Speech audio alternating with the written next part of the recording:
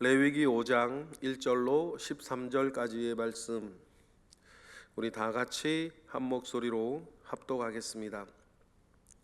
만일 누구든지 저주하는 소리를 듣고서도 증인이 되어 그가 본 것이나 알고 있는 것을 알리지 아니하면 그는 자기의 죄를 져야 할 것이요 그 허물이 그에게로 돌아갈 것이며, 만일 누구든지 부정한 것들 곧 부정한 들짐승의 사체나 부정한 가축의 사체나 부정한 곤충의 사체를 만졌으면 부지중이라 할지라도 그 몸이 더러워져서 허물이 있을 것이요, 만일 부지 중에 어떤 사람의 부정에 닿았는데 그 사람의 부정이 어떠한 부정이든지 그것을 깨달았을 때에는 허물이 있을 것이요, 만일 누구든지 입술을 맹세하여 악한 일이든지 선한 일이든지 하리라고 함부로 말하면 그 사람이 함부로 말하여 맹세한 것이 무엇이든지 그가 깨닫지 못하다가 그것을 깨달았을 때에는 그 중에 하나에 그에게 허물이 있을 것이니, 이 중 하나에 허물이 있을 때에는 아무 일에 잘못하였노라 자복하고 그 잘못으로 말미암아 여호와께 속죄제를 드리되 양떼의 암컷 어린 양이나 숫소를 끌어다가 속죄제를 드릴 것이요, 제사장은 그의 허물을 위하여 속죄할지니라.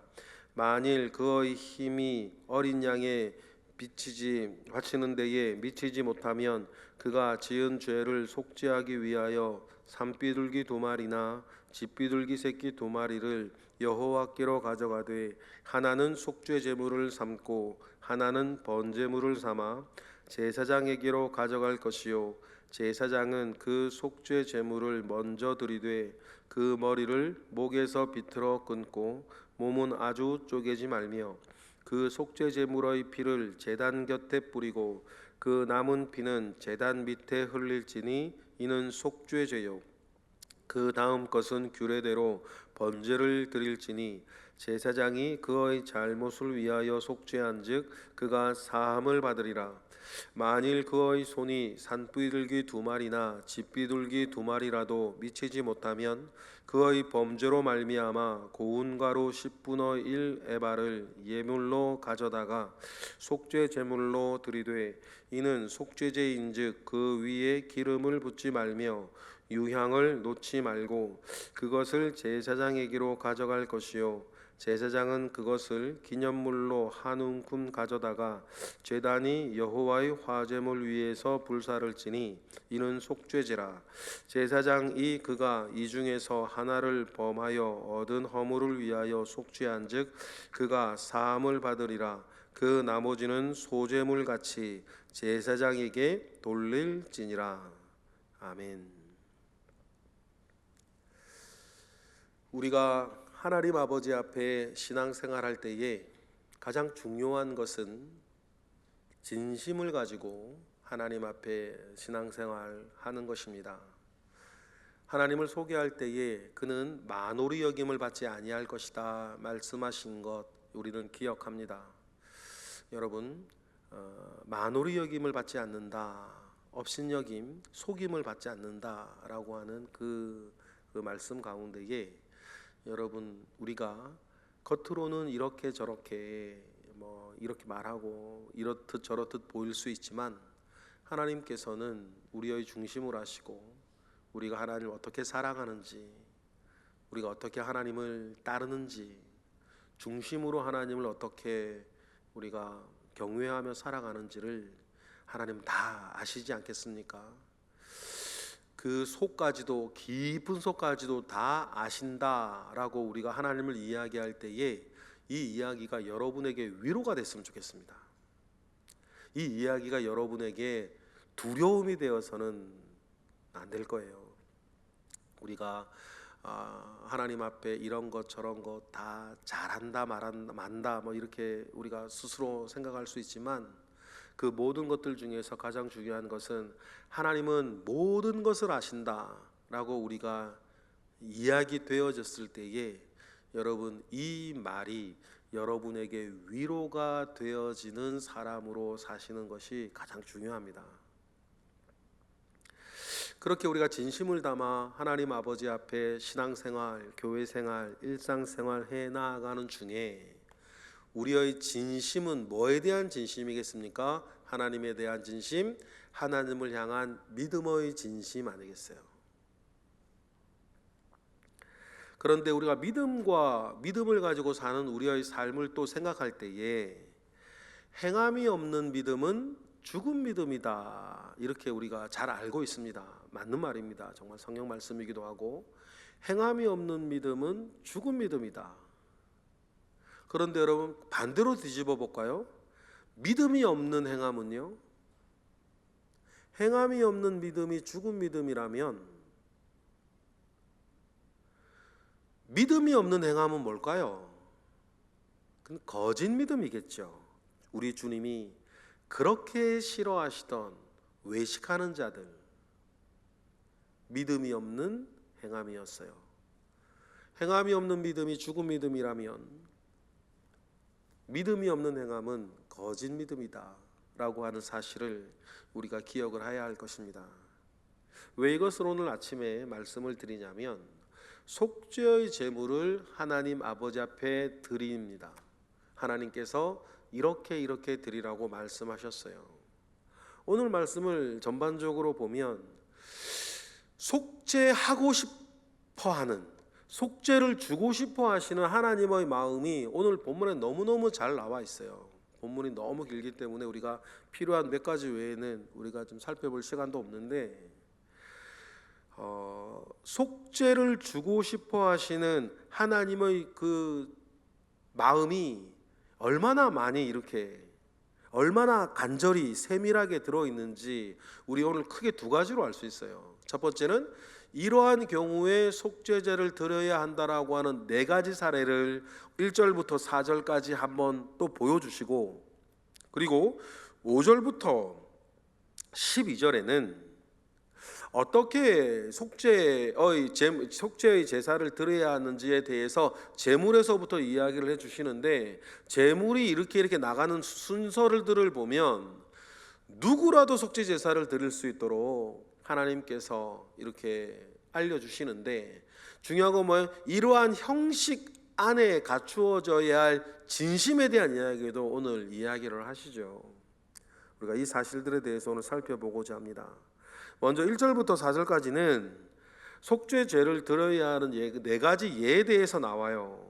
첫 번째는 이렇게 말씀을 하시죠. 증인을 서지 아니하였을 때 속죄 제물을 드리라고 그래요. 우리 1절 읽어보겠습니다. 시작. 만일 누구든지 저주하는 소리를 듣고서도 증인이 되어 그가 본 것이나 알고 있는 것을 알리지 아니하면 그는 자기의 죄를 져야 할 것이요 그 허물이 그에게로 돌아갈 것이며. 저주하는 소리를 듣고서도래요. 저주, 이스라엘의 저주는 하나님의 이름으로 하는 겁니다. 그죠? 뭐 이렇게 민족마다 나라마다, 예전에 그런 책을 읽은 것 같아요. 민족마다 나라마다 욕설을 이렇게 비교하며 정리하면서 쓴 글을 제가 예전에 읽은 것이 있는데, 참 특징들이 다 있더라고요. 여러 그거 연구하는 사람도 재밌죠. 여러 카테고리들이 있어요. 뭘 가지고 요게 빗대어 쓰냐라는 이런 것들 연구하는 책을 본 적이 있습니다. 그런데 그 중에서 중동 지역 이스라엘의 문화는 저주는 하나님의 이름으로 해요. 그런데 중요한 게 뭐예요? 하나님이 그 일에 상관이 없어요. 하나님을 저주하는 건 아니에요. 하나님의 이름으로 저주하는 거예요. 예를 들어서 베드로가 주님을 3번째 부인할 때에 저주했다 그랬거든요. 그러면 하나님의 이름으로 하나님을 지금 저주하고 있는 거 아니에요. 3번째 부인하던 베드로는. 그것도 참 문제가 되죠. 그런데 그것을 누군가가 그 소리를 들었어요. 그런데도 증인이 되어서 그것을 알리지 아니하면 속죄제를 드리라고 하는 거예요. 이것은 우리가 적극적으로 우리가 사는 동안 이 땅에서 적극적으로 선을 행할 것에 대한 이야기를 하시는 거예요. 하나님께서는 우리가 아주 적극적인 선을 행하며 사는 사람으로 살기를 원하시는데, 특별히 1절에서는 그 지적을 하는 거죠. 맹세를 지키지 아니하는 것에 대한 이야기를 해요. 왜 이걸 맹세를 지키지 아니하는 것이라고 하냐면, 이 저주가 하나님의 이름으로 누군가를 저주하는데, 우리가 하나님 십계명에 뭐라 그래요? 망령되이 일컫지 말 것에 대한 이야기, 맹세를 했단 말이에요. 그런데 망령되이 일컫는 일을 보면서도 증인으로 나서지 않는다, 이 부분에 대한 하나님 지적하시는 겁니다. 맹세를 지키지 아니하는 일들이에요. 이런 것에 대해서 우리가 적용은 개인적으로 많이 하실 수 있겠죠. 맹세를 지키지 아니하는 것에 대해서 하나님은 속죄제를 드리라, 이렇게 말씀을 하십니다. 두 번째는 부정한 것에 대한 접촉이에요. 짐승이 많이 나오는데, 부정한 것의 이 접촉, 이것은 조금 넓게 확장하면 좀 주술적인 의미를 좀 가지고 있어요. 우리 2절 읽어보겠습니다. 시작. 만일 누구든지 부정한 것들, 곧 부정한 들짐승의 사체나 부정한 가축의 사체나 부정한 곤충의 사체를 만졌으면 부지중이라고 할지라도 그 몸이 더러워져서 허물이 있을 것이요.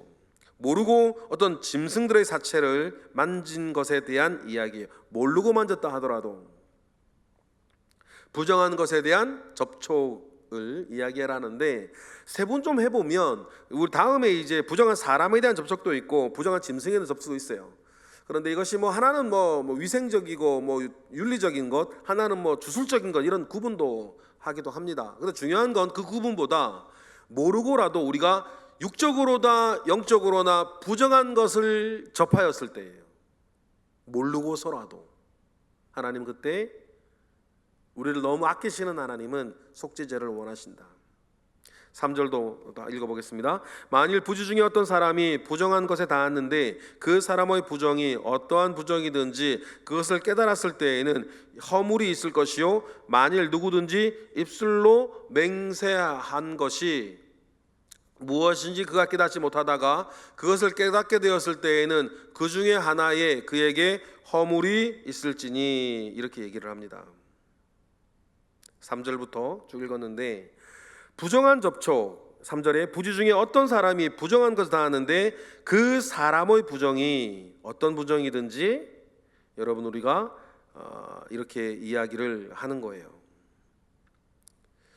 그리고 여러분 마지막 4절에 보면 함부로 한 맹세에 대한 이야기를 해요.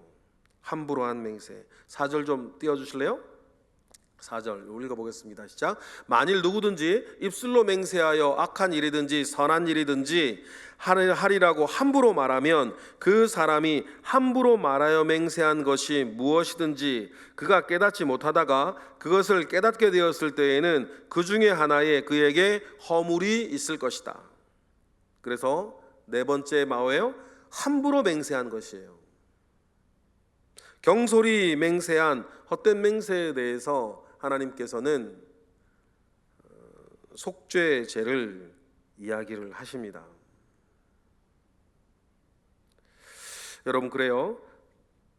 증인에 대한 부분, 부정한 것에 접촉한 두 가지 부분, 그리고 경솔한 맹세에 대해서 하나님은 속죄제를 요구를 하셨다. 이렇게 세분하게 이렇게 속죄제의 덕목을 이야기하시는 이유는 그만큼 하나님께서 자기 백성을 아끼신다는 거예요. 아끼니 더욱 세밀하게 너희들의 몸과 너희들의 혼과 너희들의 영이 지켜지기를 원하시는 하나님 아버지의 마음이 이곳에 있다는 것을 여러분 기억을 합니다. 그리고 여러분 중요한 구절이 5절이에요. 5절 우리 읽어볼까요? 이 중에 하나의 허물이 있을 때에는 아무 일에 잘못하였노라 자복하는 것입니다. 중요한 게 뭐예요? 여기서 자복하는 거예요.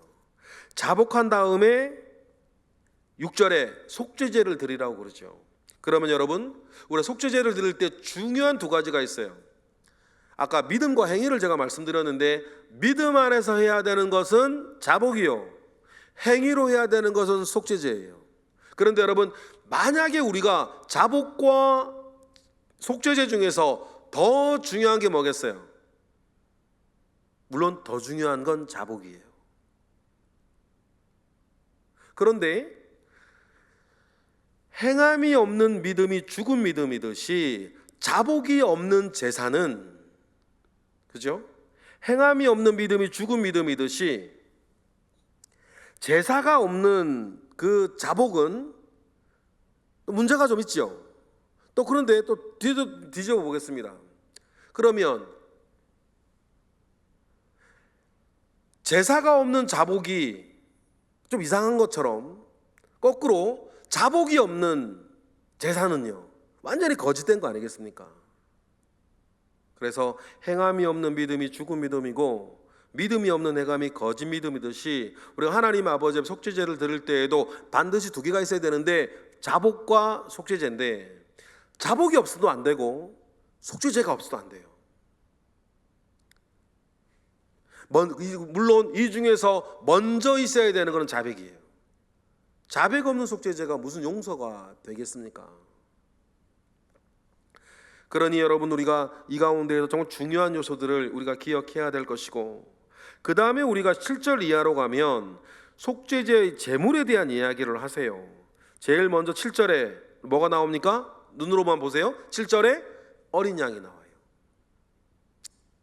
어린 양을 바치는데 어린 양에 대한 이야기를 하면서 어린 양이 미치지 못하면이라고 뭐라고, 그러면 뭐를 대신하라고 하죠? 우리 7절 우리 읽어보겠습니다. 시작. 만일 그의 힘이 어린 양을 미치지 못하면 그가 지은 죄를 속죄하기 위하여 산비둘기 2마리나 집비둘기 새끼 2마리를 여호와께로 가져가되 하나는 속죄제물로 삼고 하나는 번제물을 삼으라. 만약에 양을 바쳐야 되는데 그 사람의 경제력이 양을 바치는 데에 미치지 못해요. 가난한 사람들이 있는 거니까. 그럴 때 여러분, 하나님의 진심이 뭐예요? 그러면 산비둘기라도, 그러면 집비둘기라도 드리라는 거예요. 물론 오늘 말씀에 2마리를 가져와 가지고 하나는 속죄제물로 하나는 번제물로 드리라고 얘기를 하시죠. 뭐냐면 번제는 모든 예배의 기본이 되는 예배라 번제는 기본으로 들어가는 경우가 많기 때문이에요. 그래서 번제, 소제, 속죄제를 드릴 때 번제, 소제, 속죄제가 같이 이게 드려질 때가 참 많이 있는 것입니다. 그래서 하나는 속죄제물로 하나는 번제물로 드리라고 해요. 그런데 11절에 하나님께 속죄에 대해서 얼마나 진심인지 11절에 보면 혹시 산비둘기나 집비둘기도 못 드리는 사람이 있느냐? 예를 들어서 집이 가난해서 양은 도저히 못하고 그러면 산비둘기라도 잡아서 드려야 되는데, 그런데 산비둘기라도 잡아서 드려야 되는데 그러면 거동이 아주 불편한 노인이면요 잡을 수가 없잖아요. 그래서 주님이 11절처럼 또 말씀하시는 거예요. 11절 읽어보겠습니다. 시작. 만일 그의 손이 산비둘기 2마리나 집비둘기 2마리에도 미치지 못하면 그의 번제로 말미암아 고운 가루 10분의 1 에바를 예물로 가져다가 속죄제물로 드리되 이는 속죄제물인즉 그 위에 기름을 붓지 말며 유향을 놓지 말고 제사장에 가져가서 해라는 거죠. 그래서 만약에 정말 극빈층, 비둘기조차도 드리기 어려운 극빈층일 때는 고운 가루, 곡물 가루를 10분의 1 에바라 그랬습니다. 그거라도 가지고 와라. 한 에바가 22리터니까 10분의 1이면 2리터가 되겠죠. 극빈자에 대한 추가 규정을 속죄 제물에 또 더해 주세요. 반드시 자백과 더불어 뭐를 하라는 거예요? 속죄 제사를 드리라는 거예요. 행함이 없으면 안 되니까 말이에요. 그러니 부자들은 소를 드리고 양을 드리고 염소를 드리고 비둘기라도 드리는데 정말 우리로 따지면 생활보호 대상자야, 아무것도 없어. 그러면요 고운 가루라도 드려서 속죄제물을 드리라는 거죠. 이걸 통해서 우리가 여러분 죄에 대해서 하나님의 진심을 느끼셨으면 좋겠어요. 하나님은 누구라도 아무리 사소한 죄라도 나의 백성이 내 앞에 살면서 그것 남겨두기를 원하지 아니하신다. 여러분, 이건 우리가 하나님 아버지 앞에 살아가는 동안 너무너무 중요한 거예요. 여러분, 이런 것 남겨두지 아니하고 사셨으면 좋겠어요. 그래, 중요한 건 뭐예요? 근데 우리가 부지중이란 말이 참 많이 나오죠. 속죄제 모르고 살다가 어느 날 깨달아졌어도 그렇게 할 것을 하나님께서 말씀하십니다. 그리고 그 드려지는 것들에 대해서 그 고운 가루로 드려졌을 때에는 그것을 어떻게 하라 그래요? 13절 우리 읽어보겠습니다. 제사장이 그가 이 중에서 하나를 범하여 얻은 허물을 위하여 속죄한즉 그가 사함을 받으리라. 그 나머지는 소제물 같이 제사장에게 주라 그래요. 물론 누룩도 들어가지 않고 유향도 섞지 않았기 때문에 맛은 없겠죠.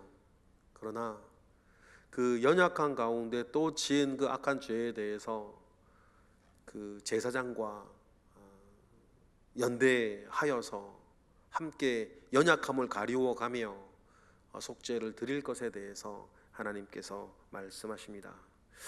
여러분, 오늘과 같은 이런 말씀을 우리가 읽으면서 속죄제는 오늘로 끝나고 내일은 속건자가 될 텐데 하나님께서 왜 이 속죄 제사에 대해서 이렇게 세밀하게 말씀하고 계시는지, 우리가 번제도 화목제도 소제도 막 하는데 하나님이 이 속죄 제사에 대해서 이렇게 진심이었던 것을 여러분 우리가 꼭 기억하셔야 돼요.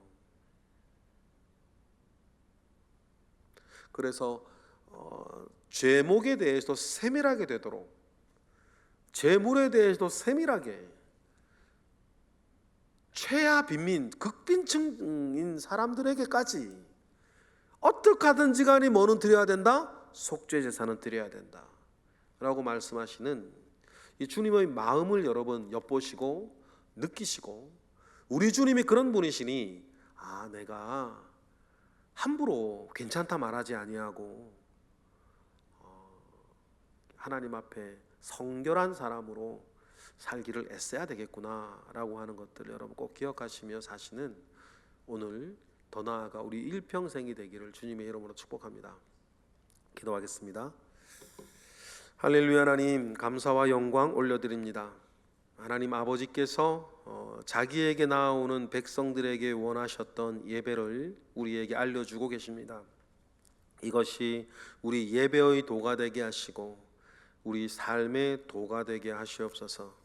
이 시간 드려지는 1000번째 예물 가운데에 주님 함께 하시고 오늘도 상번제와 같이 새벽 제단 쌓는 이들을 기억하사 하나님 기도하며 사는 이들이 그렇지 못한 이들과 삶이 영육 간에 어떻게 달라지는지 우리가 경험하게 하시고 하나님께 영광 올리게 하옵소서. 예수 그리스도의 이름으로 기도드렸나이다. 아멘.